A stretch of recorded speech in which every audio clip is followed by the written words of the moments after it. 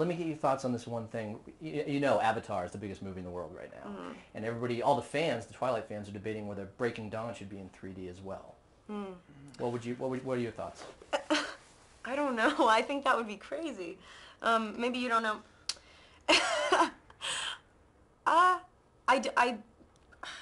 Selectively, maybe certain scenes would. Do it. Maybe certain I scenes. sense that you're avoiding the birthing scene. You don't want that to be in 3D. Yeah, no, I don't think that should be. And also, like, you know, you don't want like Renesmee like to be scared. You don't want her to like fly into your face. I think Breaking Dawn should just be a normal movie. But who knows? I mean, it's amazing what they do. Watch, it's going to end up being a 3D movie. Like, no, it's a great idea. It's a great idea. What are you going to shoot next? I actually have no idea. I mean, Breaking Dawn is supposed to happen maybe in like November, I think. But until then, I have a clean slate, and it's rare for me. So it's actually cool. It feels good. Like I have no idea what I could do. And we do have to ask, of course, what you've heard the latest as far as splitting into 2 films or leaving it as one. I don't know yet. They don't know yet. Do you have a preference? No, I mean, no. I could tell you, like, no. I mean, I think it would. The story absolutely warrants 2 films, but I think that you could do it with one. I guess it just depends on, like, I mean, I'm down. I want to do it, but it's, I would understand why they would do, Well, are I you don't like, know. I want to hold on to these guys for another 2 or 3 years, keep making, 2 movies? I mean, 2 movies is twice the work of 1 movie, or are you It like... would be a 6-month shoot it's compared time to to a move on. 3-month shoot, yeah. Oh, okay. And it would be much more satisfying to do because we wouldn't have to drop so much of the story. It wouldn't be like, well, we didn't get to do this scene and this scene and this scene and this scene. So you'd get less of that, which would be good. Rob's first solo movie, so to speak, is coming out next month. There are a lot of people saying, oh, he's got what it takes to be a leading man for his whole career, or maybe not. What do you see in him that you're like, he can do leading man roles for years to come? I've seen the movie. I'm gonna just say, I'm sure people are like, oh my god. He's really good in the movie. I don't know, like it's hard to talk about your friends, anybody that's close to you that you know. It's like he's everything that I know he is. I know that he can, do in film. I mean, that's the same thing that I was saying. How living is so wrapped up in like who you are as an actor. Not everybody can play every part. He's really strong in the movie, and maybe that's a different.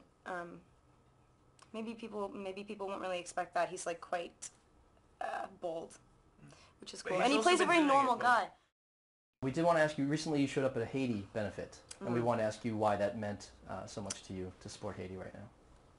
Well, I mean, I would imagine that it would mean a lot to anybody who, cares about any level of like humanity. I mean, it would make sense to me. But I was just invited to it. It wasn't like a big deal. It was just like, do you want to come? It would mean a lot to the thing. I was like, of course I'll be there. It wasn't a big deal. It was just something that, of course I'll help.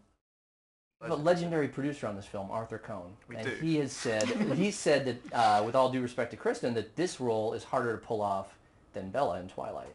Would you agree? No. I would say definitely not. It's so hard to compare like roles, this was difficult for other reasons. I mean, it was so much smaller though. It was so personal, and Bella's definitely got more. It's like comparing people. You can't say that like one person has like got more range or like they have to go through more, but I wouldn't agree with that. But Bella's got more. Finish your thought. Bella's got more. Well, Bella's got definitely. I mean, she's got more to do. I mean, she's definitely got. There are 4. You're literally with her for years of her life. You're with this girl for 2 weeks, or not even like a week. And when you play a character, I have to know her very well. I mean, like maybe she's mysterious to the audience, but it's like, I know her for a brief period of her life, and I then have to explore like what it would be like to live this girl's life for from the age of 17 to 21 to. As we discussed, you shot this before Twilight, but one of the cool things about your whole explosion with the whole Twilight thing is that, unlike a lot of fan bases, these fans see all your movies. Like, they would love everything you do, So they're going to come out and they're going to see Yellow Handkerchief. What does it mean to you that these guys will follow you no matter where you go, whether it's a Twilight film or whether it's not? They'll come see the movie. Well, I mean, that's that's amazing. And who knows if that's, like, even, like, true across the board. You know what I mean? That it's awesome that Twilight has been able to, like, give. I really am proud of them, and why not? Because, people should see the movies. Yeah, we're really grateful, yeah. Now, the movie was shot, as your fans know, almost 4 years ago. I mean, you were 15 when you shot it? I think I may have been 16. 16? Yeah, Okay. that would have been even more weird for Eddie. When I look back at my photos when I was 16 years old, it's hard to not think of how awkward I was, kind of how a little bit clueless I was. What are your thoughts as you look back on you 4 years ago? I had so much fun on this movie. We shot in New Orleans, and it seemed quite small, and like we could really own it. And as soon as I met Eddie and William, it was like we all went into this production office, this like really decrepit sort of production office, and like it was before Twilight, and I was so into the fact that I was like making little movies. I was like I would have done anything for this thing. I took like dance class, and I was definitely, it was a different, I viewed this whole sort of thing differently. I mean, not in terms of doing the job, but just in terms of what it meant for other people. It just was mine then. It was just like mine, and nobody cared about it, and it was cool. So you look at yourself now and say, now I'm a better actor? You've Oh had my God, 4 more every years day. of experience? Yeah, I mean, because acting is like so wrapped up in just living. It's like, you know, to say you're a better actor than someone is like, oh yeah, you're better at being human. It's like, no, you just like lack that inhibitions, and like, so you're, you know. Anyway, so I definitely think that I've grown, yeah. It's a great love story, you know? In your mind, what are the components necessary to a great love story? Go ahead, man. I'm not sure. I mean, I guess they would all be totally unique. That's a hard question.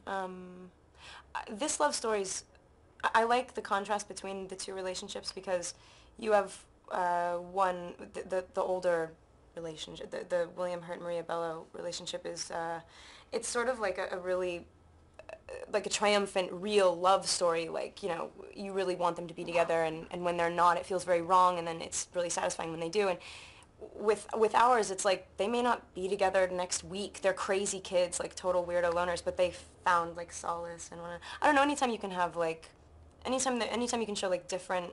No love story is ever the same, you know.